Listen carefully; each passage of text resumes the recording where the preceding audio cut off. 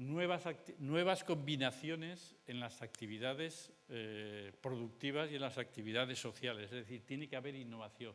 Nosotros tenemos que diferenciarnos de otros territorios. Debemos hacer algo que esos territorios no hacen. Es decir, tenemos que tener, en su caso, conocimiento científico, tenemos que tener un proceso de aprendizaje social, que no digamos, no, es que los empresarios son burros, los políticos son unos ladrones, y los científicos somos los mejores porque tenemos esto, ¿no? Entonces los políticos dirán otra cosa y los empresarios dirán lo contrario. No, tenemos que, el entramado social, tenemos que aprender unos de otros porque cada uno tiene un tipo de conocimiento.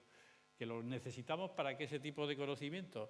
Lo necesitamos para poder tener innovaciones, y esas innovaciones son los que nos dan la ventaja competitiva con relación a otros territorios. Por lo tanto, para que un territorio tenga un desarrollo económico, entonces yo os doy la frase que dicen estos dos autores, Arozamena y Sud, tienen que tener esos territorios sociedades en donde el conocimiento esté en el fondo, impregne toda la sociedad, pero tienen que estar absolutamente conscientes de que tiene que haber un aprendizaje social y que eso les tiene que llevar a producir innovaciones. Si no se dan estas tres cosas, el territorio tendrá un desarrollo económico, pero el desarrollo económico será mucho menor que el de otros territorios.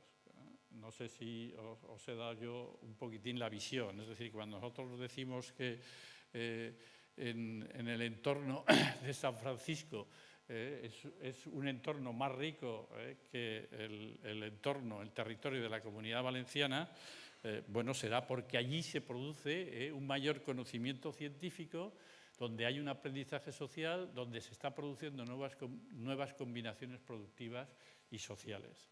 Y por eso ese territorio es un territorio más desarrollado económicamente que la Comunidad Valenciana. Yo espero que os haya podido transmitir estas ideas, porque están en el fondo de la capacidad de desarrollo de un territorio. Bien. ¿Tenéis alguna pregunta sobre esto? ¿Lo tenéis claro? Lo tenéis muy claro, muy claro. Yo lo tengo muy oscuro, pero bueno, si vosotros lo tenéis claro, mejor. Bien. ¿Hasta qué hora dura? Bien. Nada. Cuando ya estéis cansados, me paráis y ya... Bien. ¿Qué pasa aquí? Bien. Las otras ideas que yo quería transmitiros, aparte, diríamos, de los conocimientos, los diferentes tipos de conocimiento y de innovación, es también cómo diríamos, la relación entre la ciencia y la innovación ha ido variando, al mismo tiempo que los conocimientos ha ido variando nuestra relación sobre la ciencia y la innovación.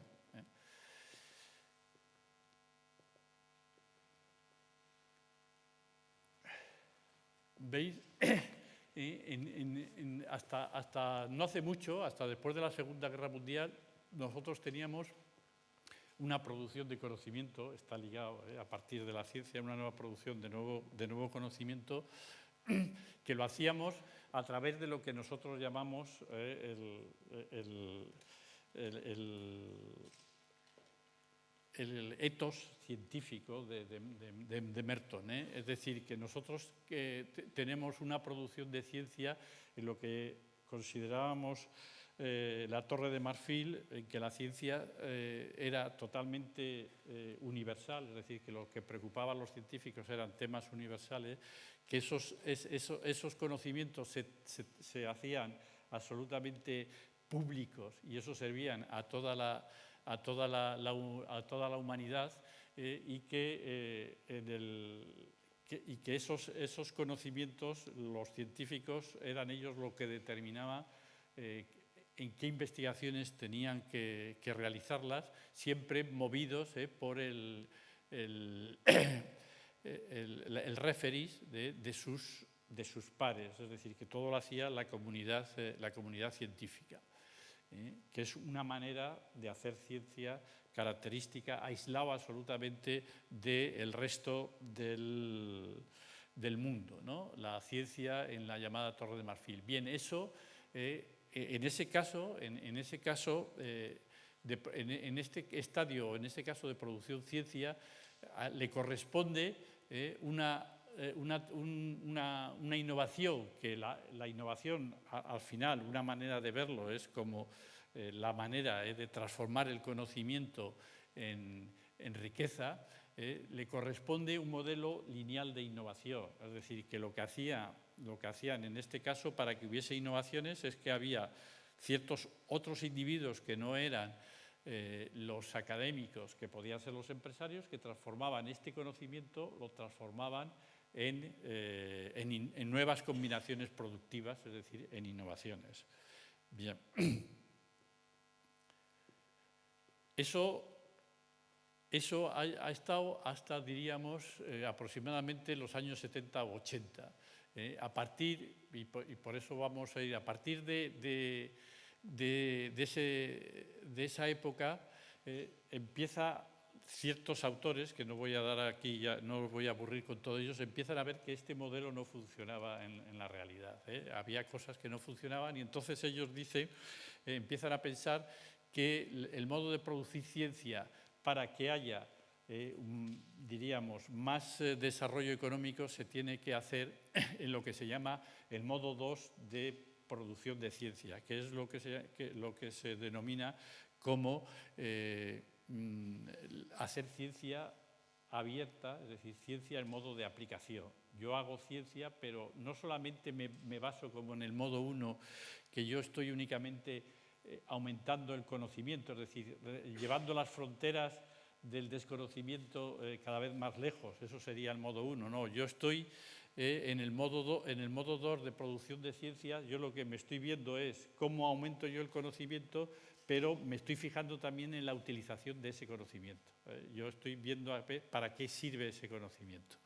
Y por lo tanto, en este caso estoy yo en una ciencia abierta y yo estoy haciendo innovación a través de lo que se llama el modelo interactivo. Es decir, yo como estoy fijándome en la utilización del conocimiento cuando hago ciencia, yo tengo que estar interaccionando con otros actores de la sociedad y por lo tanto la innovación se hace a través de la interacción. Y ahí aparece otro modo de aprendizaje. Yo puedo aprender porque yo estoy haciendo ciencia, yo puedo aprender porque yo estoy haciendo una cosa, cuando hago una cosa yo estoy aprendiendo, el aprendizaje por el uso, pero aparece un nuevo conocimiento que hasta ahora no se tenía, que es el aprendizaje a través de la interacción. Vosotros lo sabéis muy bien, lo que tenéis amigos y lo que estáis con grupos sociales. Yo aprendo porque interacciono con otras personas. Eso es, de hecho, el modo, diríamos, 2 de producción de conocimiento y el modelo de interacción, el modelo interactivo de innovación. Yo aprendo a través de la interacción. Yo aprendo científico a través de mi interacción con los empresarios o con los otros actores de la sociedad. Y yo, empresario, aprendo pues moviéndome con los científicos, aprendo con mis proveedores y aprendo con mis clientes. Eso en una sociedad muy competitiva. En algunas otras sociedades parece que los clientes no pintamos absolutamente nada en todo esto, ¿no? Pero bueno, vamos a ver en ciertas sociedades, ¿no? Bien. Entonces, yo voy a pasarlo porque yo esto de aquí... Bien. Sí que quisiera hacer en este modelo interactivo, lo que sí que quisiera yo haceros un poquitín hincapié es que cuando yo estoy en este modelo ya el papel de protagonista deja de ser la academia, deja de ser la universidad y pasa a la empresa. Es decir, quien verdaderamente es el motor del desarrollo económico es la empresa. Pero, sin embargo, yo tengo que tener para que la empresa pueda innovar, tiene que tener una serie de proveedores, tiene que tener una serie de elementos científicos que me ayuden a hacer esa innovación, y que efectivamente esos otros actores estén comprometidos en los procesos de innovación. Y por lo tanto, que es a lo que me habían dicho que hablase, después de esto ya 3/4 de hora, como veis en la universidad, tardamos bastante en llegar al fondo del asunto, era un poco cómo,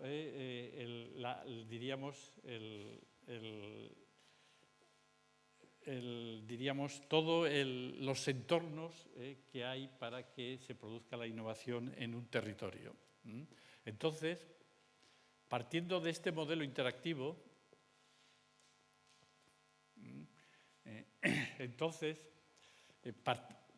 llegamos, daros cuenta de cuáles son las características del modelo interactivo, es decir, que el motor de la innovación es la empresa, pero la empresa no puede estar sola. Entonces se llega a la idea de que en un territorio existe un sistema de innovación.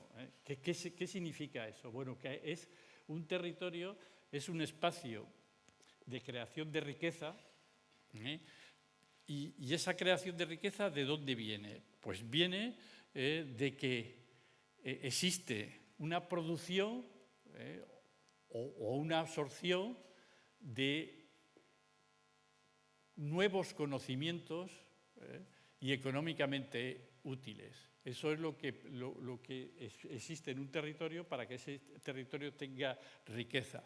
Bueno, pero ese territorio no solamente se produce, porque esa es la idea que tienen los científicos, si se produce conocimiento ya hay riqueza. No, para que haya riqueza hay que usar el conocimiento. Y cuanto más usen ese nuevo conocimiento, es decir, difusión, más riqueza se hará en ese territorio. Entonces, figuraros que eso viene con las transparencias que os puse al principio. Tú tienes que tener conocimiento científico, en algunos casos, para producir o bien para absorber el otro conocimiento que se hace en otros territorios. Tú después tienes que utilizar ese conocimiento, y para utilizar ese conocimiento, que generalmente te viene de otros sitios, no solamente es conocimiento empírico o analítico, tienes que tener conocimiento sintético, es decir, tienes que saber hacer, no solamente es conocimiento, es decir, que tú tienes que mezclar en todos los casos el conocimiento analítico con el conocimiento sintético. Y eso tiene que ser nuevo conocimiento. Ese es el problema que estamos ahora, que tú tienes que empezar.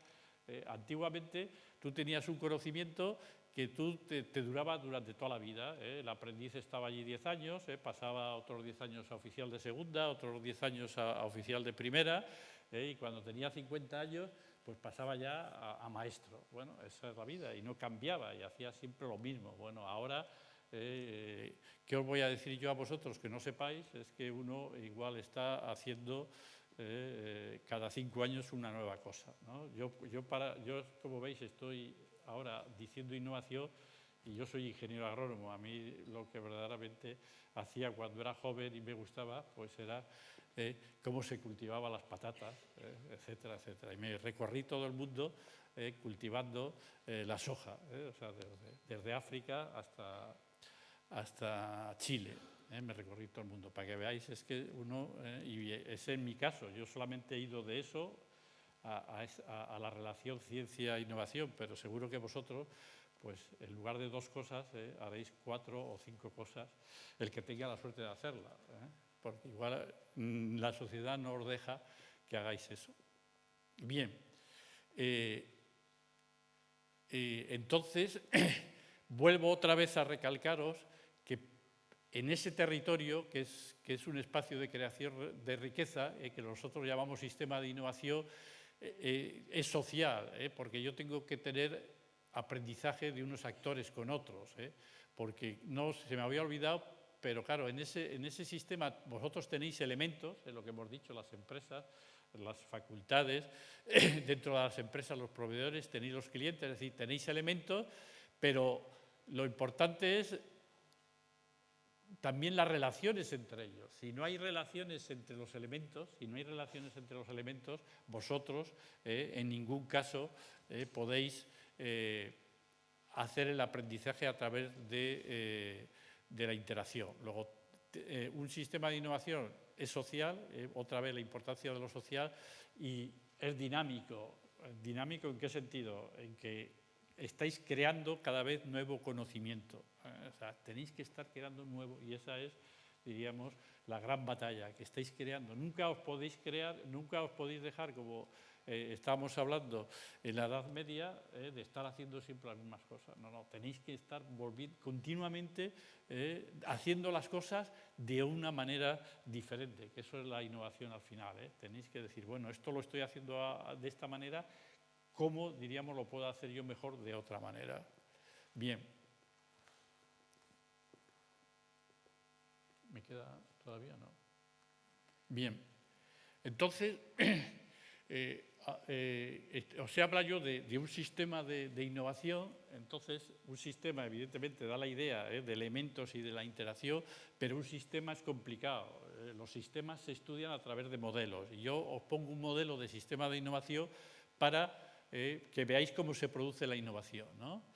Tenéis esa serie de elementos, esto es un modelo y por lo tanto yo lo puedo poner como a mí me conviene para explicaros cómo se desarrollan las innovaciones, ¿no? Yo tengo aquí una serie de entornos, veis que de todo lo que hemos hablado yo distingo el entorno científico, donde están los elementos que hacen nuevo conocimiento analítico.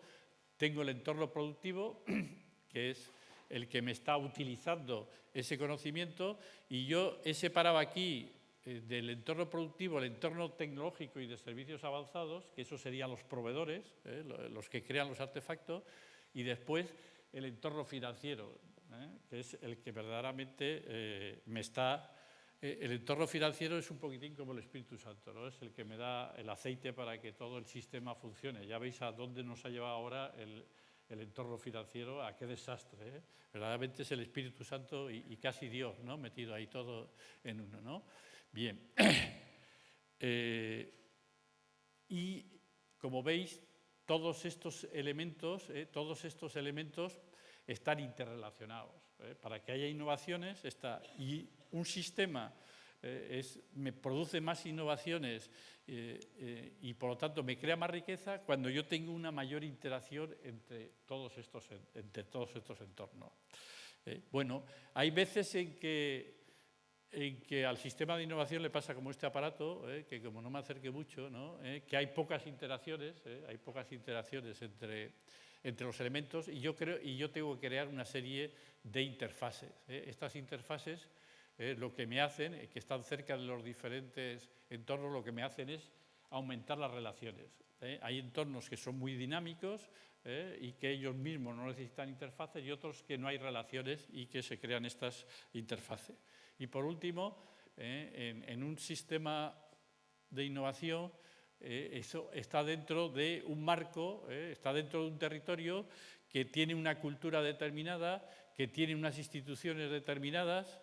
Daros cuenta, la Comunidad Valenciana tiene sus instituciones diferentes de la Comunidad de Andalucía, que tiene una cultura determinada y que tiene un marco legal también que se le da a estas instituciones. Y hoy día, evidentemente, el sistema de innovación está abierto, aunque sea un territorio, está abierto, ¿no?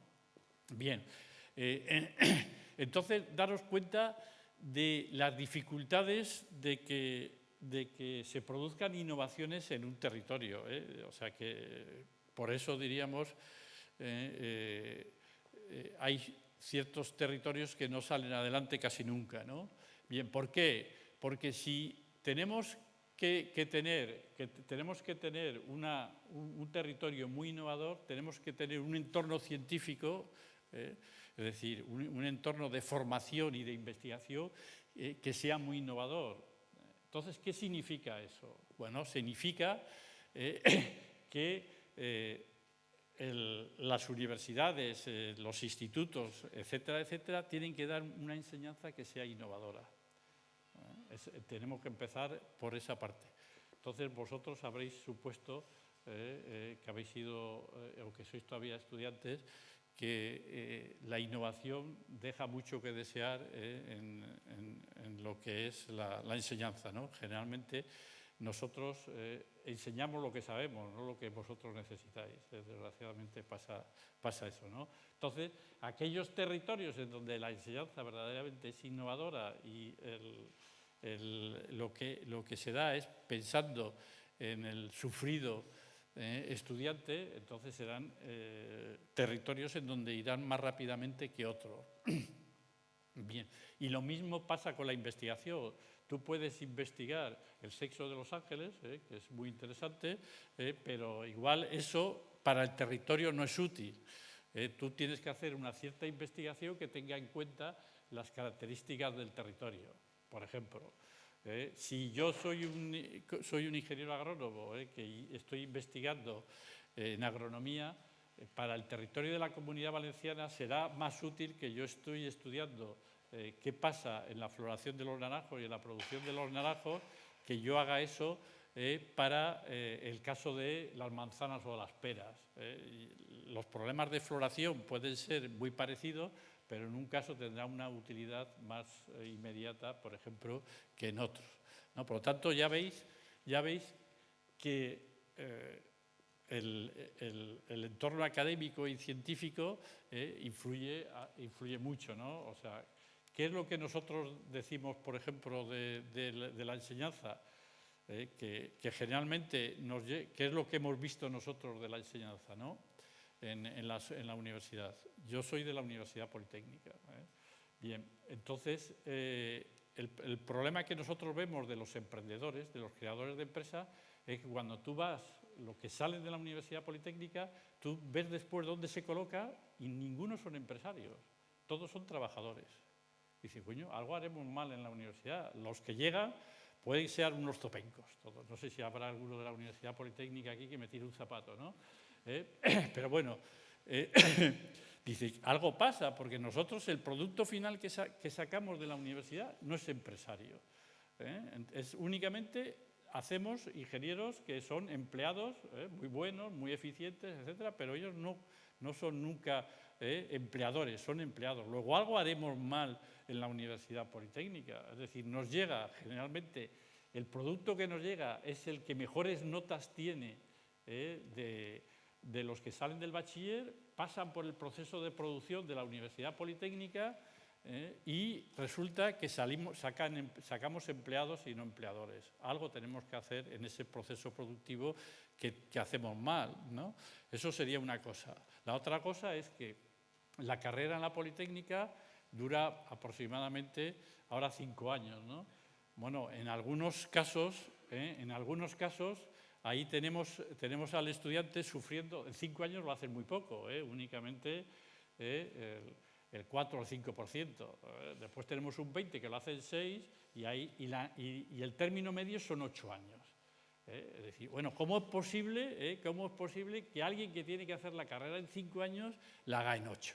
Bueno, está claro que la gente que va allí es muy vaga y trabaja poco, etcétera, etcétera. Pero algo hacemos mal para que tarden 8 años, porque ya el producto que sacamos es un producto obsoleto. Cuando ya en lugar de 5 años termina 8, pues dices, ya está absolutamente desfasado con la rapidez que va la vida, ¿no? Bien, entonces quiero deciros de que es importante que se vean las consecuencias de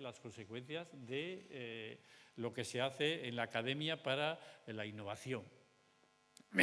Bien, eso en el caso de este entorno científico. Bueno, pero si vamos al entorno financiero, vosotros lo más seguro que igual no habéis ido a pedir un préstamo, ¿no? Pero cuando vas a un banco a pedir un préstamo, en España te dan dinero si tienes dinero. Como no tengas dinero, pues absolutamente mejor que no vayas al banco, ¿no? Bueno, entonces dices, hombre, yo soy un emprendedor y yo me arriesgo y yo voy al banco porque tengo un proyecto, y si tengo un proyecto yo pido dinero con relación al proyecto. Como tú vayas, bueno, ahora ya, aunque tengas dinero tampoco te lo prestas, ¿no? Pero bueno, en condiciones normales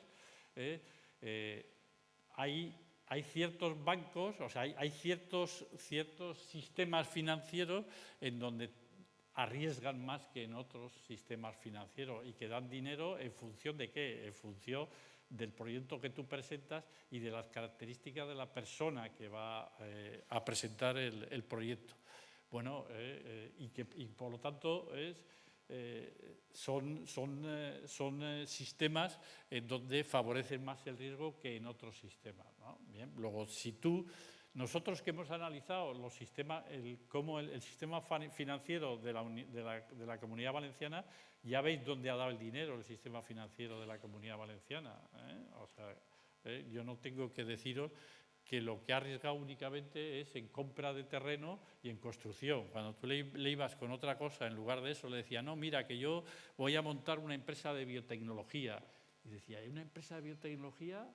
¿Y eso qué? No, mira, es una empresa que yo voy a hacer un producto que es único en el mundo y tal, y lo tienes que vender en todo el mundo, sí, sí, y la competencia, sí, todo el mundo, dice, todo el mundo y todo eso, dice, sí, sí, pero bueno, esto es una empresa a largo plazo. Dice, a largo plazo, dice, si yo compro un terreno y al cabo de 2 años vale el doble, ¿qué me estás contando tú de un invento aquí de de biotecnología, ¿no? Y que la empresa te vas a poner otra concesionaria o vas a poner una empresa BIS allí en Japón o en Estados Unidos, etcétera, para vender un producto que yo no conozco? Dice, tú estás loco, majo, cómprate este terreno que tengo yo aquí, yo te lo presto, haces ahí una serie de acosados, y ya verás tú cómo la cosa va mucho mejor que de otra manera, ¿no? Bien, entonces ya veis la importancia de los diferentes entornos. Bueno, y en el entorno productivo pues es lo mismo, quiero decir, hay gente que crea riqueza generando riqueza y hay otro que crean riqueza generando pobreza. Y entonces, bueno, son 2 maneras de crear riqueza, pero para un territorio es muy diferente una u otra, ¿no? De hecho, para que veáis lo que ha pasado, parte de lo que ha pasado en la Comunidad Valenciana, no sé si vosotros lo conocéis, pero uno de los distritos fuertes, de los territorios fuertes que hay en la Comunidad Valenciana de creación de riquezas es el cerámico, que está ahí al lado entre Onda y Villarreal, entre Onda y Castelló. Bien, ese es uno de los territorios líderes en producción cerámica. Bien, entonces ahí perdonadme un momento.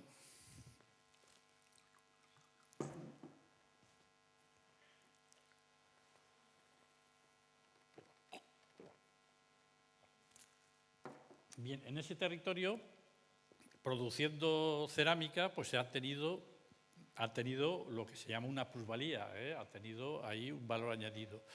Bien, entonces, y el sector cerámico funciona muy bien si funciona bien la construcción. Es decir, funciona bien la construcción, entonces el cliente son los baños y las cocinas de las casas, ¿no? Bien, entonces la construcción iba bien, el sector cerámico de Castellón iba bien y entonces tenían unos beneficios. ¿Y dónde han empleado? Cuando tienen los beneficios, los empresarios decían, ¿y dónde coloco yo este beneficio? Bueno, ¿qué es lo que ha pasado en Castellón? Que lo que ha pasado en Castellón, lo que iba bien era la construcción y el precio del terreno y cómo aumentaba el precio de las casas, ¿no? Entonces ellos, todo el beneficio lo hicieron comprando nuevos terrenos y haciendo edificaciones. Y al mismo tiempo, su propio negocio, daros cuenta de que los riesgos los estaban acumulando, no estaban invirtiendo en nuevas empresas de biotecnología o en empresas de nanotecnología o farmacia, ¿no? Ellos estaban en unas empresas que dependían de la construcción y su beneficio lo estaban metiendo también en terrenos y en construcción. ¿Qué es lo que ha pasado? Bueno, ha venido la crisis y la crisis doble, ¿no? Porque Marina d'Or no se ha podido vender, y las urbanizaciones no se han podido vender y el producto que hacen ellos, que es la cerámica, pues tampoco se puede vender. Por tanto, la crisis se ha reforzado porque no han sabido distribuir los riesgos de una manera equilibrada, ¿no? Entonces, veis cómo la situación actual de la Comunidad Valenciana se puede explicar desde ese punto de vista. Bien,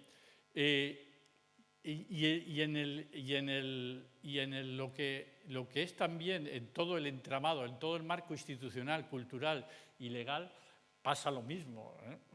Es decir, hay leyes, el gobierno puede hacer leyes que favorecen la innovación y otras que en absoluto favorecen la innovación, sino que lo que favorecen es la picaresca, ¿no? Entonces, por ejemplo, ¿qué ley puede favorecer la innovación? Bueno, todas las leyes de medio ambiente que restringen, o sea, que favorecen el hecho de preservar el medio ambiente, lo que hace es que las empresas están obligadas a innovar, ¿no? Si yo tengo, por ejemplo, un hotel al borde de la playa y yo lo que digo que ese hotel no puede tirar las aguas negras, no las puede tirar ni al subsuelo ni al mar, las tiene que limpiar, bueno, yo estoy favoreciendo un tratamiento de esas aguas negras de una manera determinada para lo que me salga sea efluyentes que tengan un porcentaje, diríamos, de contaminación débil, ¿no? Son eso. O, por ejemplo, los coches, ¿no? El desarrollo, por ejemplo, de los coches en Estados Unidos y en España, la diferencia, y en Europa, ha sido que había, diríamos, disminución fiscal en Europa a los motores que consumían menos, mientras que en Estados Unidos lo que se llevaba, no había ningún, desde el punto de vista legal no se favorecía para nada el bajo consumo ni los motores pequeños, ¿no? Bien, eso en ese caso veis absolutamente, y lo mismo pasa con lo que es el modelo institucional. Si vosotros tenéis un modelo institucional que cuando vais allí es burocrático y que lo único que te hace es poner pegas y que para crear una empresa necesitas 58.000 permisos y encima montar a alguien en algunos países, etcétera, pues está claro que ese modelo institucional no te favorece para nada la innovación. La innovación necesita que todos tengan las mismas oportunidades y que haya normas claras y que esas normas sean conocidas por todos, ¿no? Bien, y ya en el fondo, daros cuenta que nosotros hablábamos de lo que era el conocimiento simbólico. Bueno, pues la cultura es fundamental, ¿no? Si lo que en un territorio lo que prima es la cultura del pelotazo, pues uno juega a la cultura del pelotazo, ¿no? Si uno juega en ese territorio, lo que prima es la cultura del esfuerzo, pues uno juega a la cultura del esfuerzo.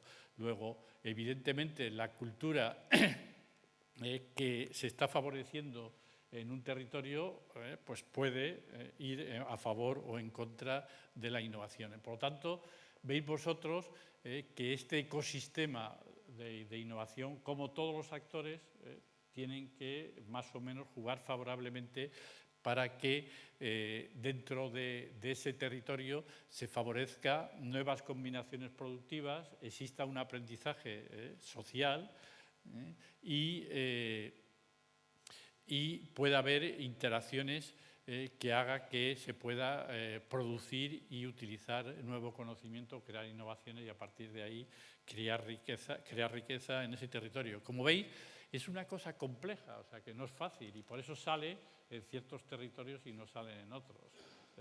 Y por eso cambian, diríamos, a lo largo del tiempo están cambiando los territorios que